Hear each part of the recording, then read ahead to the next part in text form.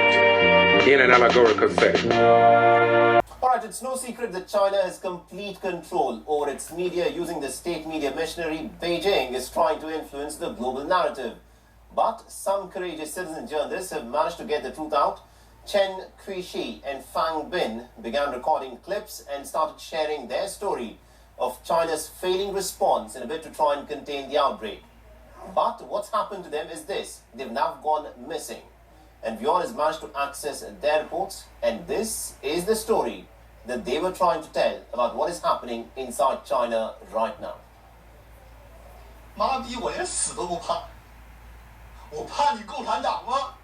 Chen Qiushi and Fang Bin are two men who dared to challenge the Chinese state. Shrine to Dr. Li Wenliang outside the hospital where he died, a martyr to telling the truth. He was one of 8 medical officials who reported the outbreak at the start and was reprimanded by the Wuhan police for spreading rumours. In Hong Kong, they understand the relationship between secrecy and the spread of the novel coronavirus, which has entered the territory from mainland China. He's the first group of people who has discovered this disease, and he's willing to speak up the truth. And unluckily, the truth was not spread around early. So that's why things happen like this.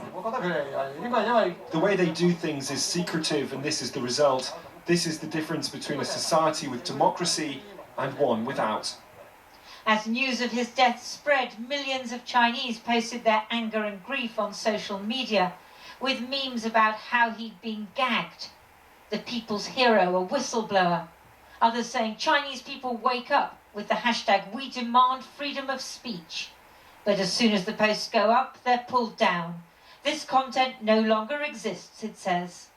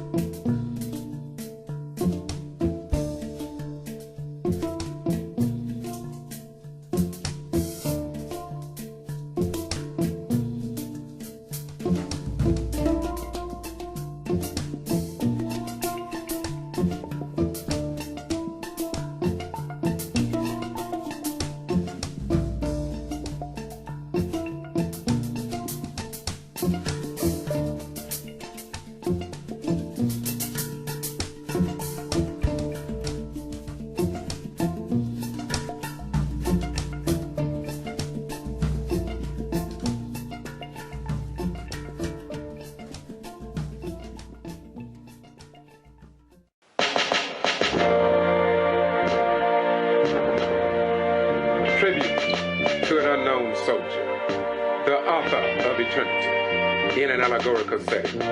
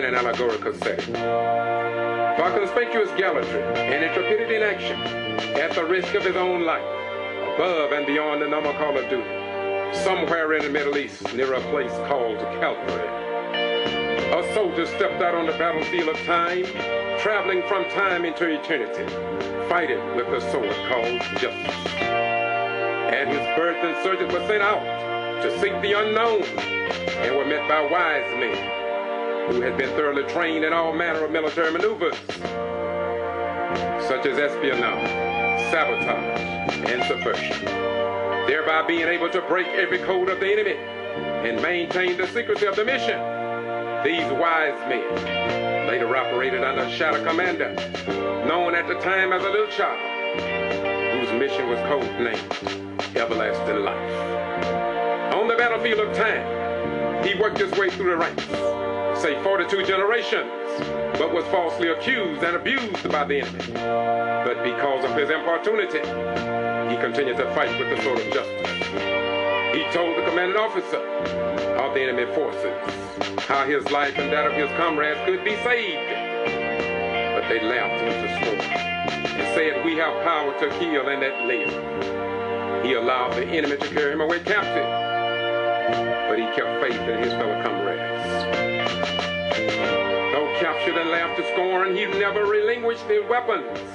When he arrived at the spot called the Place of Skull, he stood bravely though surrounded by the enemy and thought of the training he had received from his commanding officer, and he was not afraid. The enemy placed him on a platform and took his garments, which consisted of a royal robe given him by his commanding officer. By mere strength, bravery, and some unknown ghost to some, he withstood the pain of nails being driven into his flesh. He was looked down on as a soldier, accused of being a devil and degraded as a man. Yet he never deserted nor surrendered to the enemy. As he was suffering and dying, he yelled out to his father, "Forgive them." Then he bowed his head and gave up the ghost and said it was finished. The man in charge of the execution wrote a title above his head in 3 different languages: Hebrew, Greek, and Latin, which may have been classified at the time, but has since been downgraded for everyone that will accept it. This great soldier was rejected, tortured, betrayed, lied on, brought to trial without a hearing, and sentenced to death for a crime he did not commit. Willingly, he gave his life for the wrongs of the world, which was above and beyond the normal call of duty.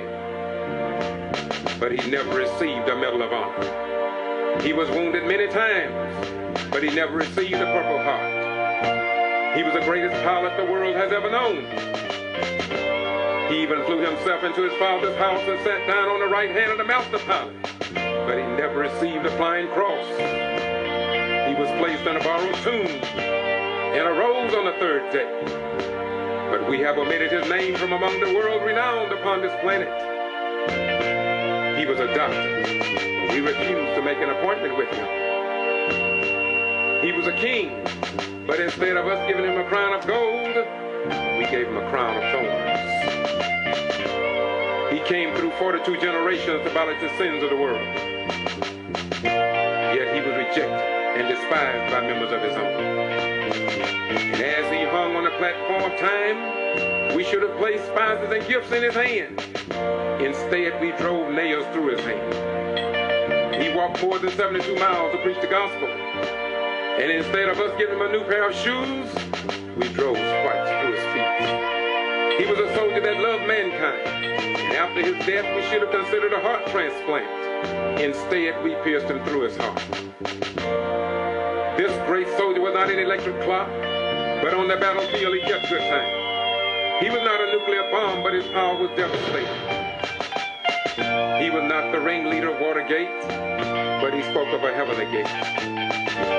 He was not an MX nor a cruise missile, but his love has cruised the world over. He was not sought out by the vampire world, yet his blood was good to the last drop. This brave, outstanding soldier lived as an angel, died as a thief, and rose to be the mayor of mayors, governor of governors, President of presidents, Master of masters, King of kings, and will be crowned Lord of all. For his gallantry and heroic action, above and beyond the normal call of duty, we never presented him with the Medal of Honor, nor the Flying Cross, not even a service medal. But today we as a people should recognize him as a King of kings, Master of masters, supreme and everlasting comrade, beyond the wisest man's comprehension, and truly the Son of God. For his ways were not our ways, and his thoughts were not our thoughts. No, there is no metal nor precious stone we can give a soldier of such royal value, but we can pay tribute by living wholly before him, which is our reasonable service. No end, but one soon to come.